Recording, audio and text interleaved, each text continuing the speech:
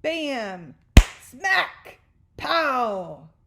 A punch in the nose is symbolic? You're joking. Hi everyone, this is Arden Bardot. Nice to see you again, and thanks for joining me for my quick tips about writing. Today we're going to discuss violence, why we love it, the different types, and things to think about before you actually write that violent scene. So the first thing I'd like to discuss is there are all different kinds of violence. Violence can be thematic. That's when an idea, a viewpoint, an attitude in the novel recurs or pervades throughout the entire work. Think about books, stories like Fight Club, the Old Testament, Heart of Darkness, The Things They Carried, and Persepolis, all filled with violence that start in the beginning and go through the whole book. Another kind of violence is biblical or religious violence. That's violence to correct sometimes wrongs, destroy evil. It's often like the hand of God coming down and smiting the evil person or evil entity, whatever that may be, smiting. I like that word, smiting. Anyway, so a lot of religious texts are filled with violence. Think of things like Jacob wrestling the angel Metatron. Think of the flood, the crucifixion, extremely violent. Another kind of violence is Shakespearean violence.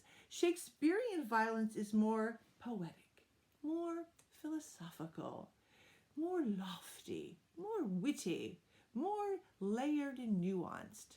And I want you to think of an example, which would be when Mercutio gets stabbed by Tybalt, and his last words are to Romeo, and he says, when Romeo says, "Are you okay?" he says, "'Tis not so deep as a well, nor as wide as a church door, but 'tis enough, 'twill serve. Ask for me tomorrow, and you shall find me a grave man." Okay, very Shakespearean and multi-layered. Another example would be when Caesar says to Brutus, after Brutus stabs him, "Et tu, Brute?" Another kind of violence would be allegorical violence. In other words, the violence is really standing in for something else in the story. An example would be The Lottery by Shirley Jackson. It could be the stoning or perhaps just the whole story itself. It's about a different kind of violence, not just a physical violence. There's transcendent violence. Violence has divine, here, this is when the violence has divine qualities. There's something bigger or larger at work. And an example would be from, and sorry, this is a spoiler alert, when Laura Esquivel's Like Water for Chocolate, at the very end, the two lovers finally get together, and their love is so hot, so passionate, so right, so pure, that the flames of their love engulf them. And they not only burns them and the house, but the whole hacienda and all of the fields and everything that she owned. It's about the power, the burning power of true love. So that would be an example of transcendent violence. Another example of violence would be metaphoric violence. And here, metaphors when something kind of stands for something else. And here it would be an example would be Chinua Achebe's Things Fall Apart, where in a lot of ways the violence is equated with masculinity. Another kind of violence would just be like a plot device. Okay, we all need the characters to get from here to there. We need them to, keep surmounting struggles, whether that's violence, some kind of fighting. That's most action adventure movies and novels as well. Violence can also be symbolic. Now, symbolic means it's multi-layered and more textured. So an example would be in the novel The God of Small Things, where the character, once again, here's another spoiler alert, is beaten to a bloody pulp by the cops.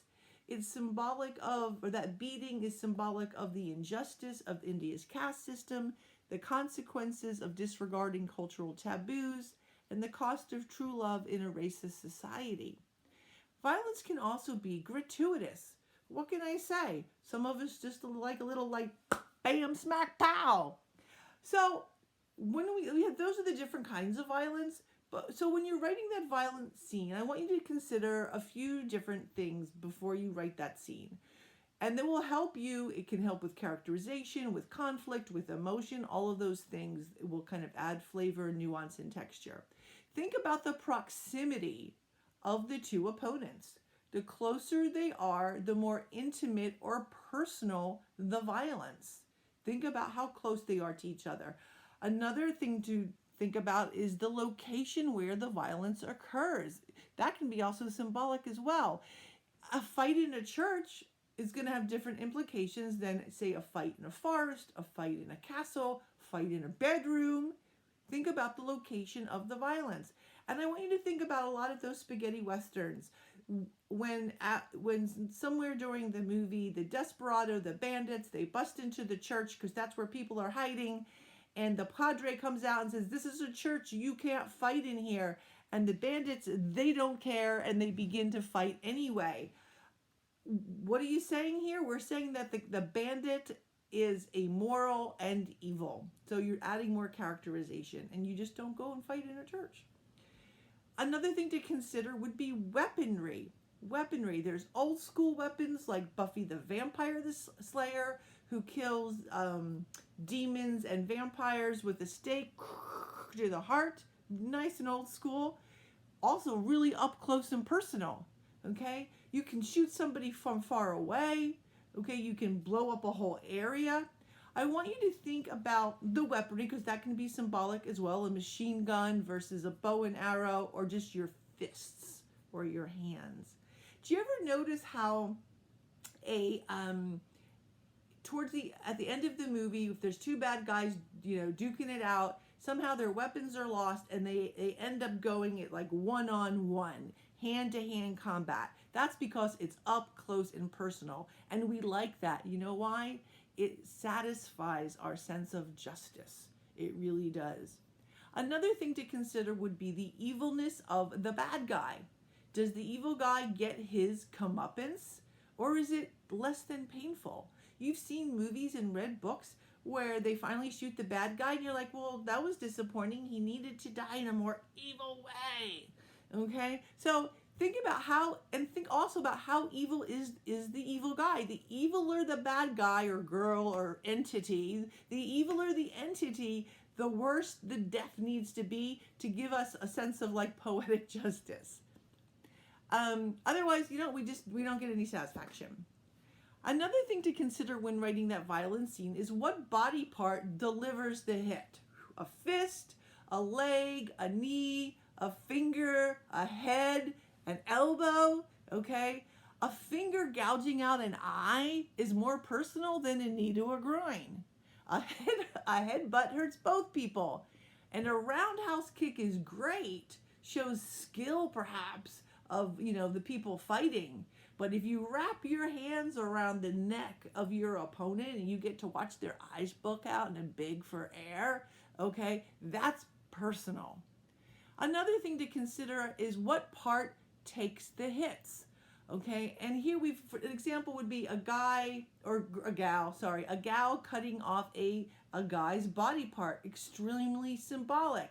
And that happens in real life too. Remember Lorena Bobbitt? She chopped off her husband's, body part there, and then threw it out the window. How symbolic is that? It was a symbol of her rage and her retaliation for his abuse. And she said he raped her all the time. So very symbolic, and that was real life, okay?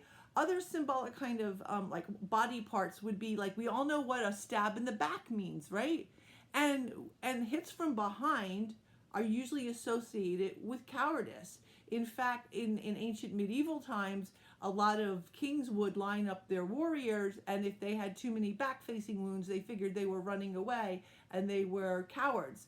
And people with front-facing wounds were brave, and so frontal attacks are equated with more courage. So we discussed a lot of different things about violence. Have fun terrorizing your characters. I know I always enjoy terrorizing my characters, although fight scenes are very difficult to write. So if you like this video, give it a thumbs up. If you really like the video, you just want some more, hit the subscribe and the notification button. And I will see you soon with some more tips about writing. Thank you. Bye-bye.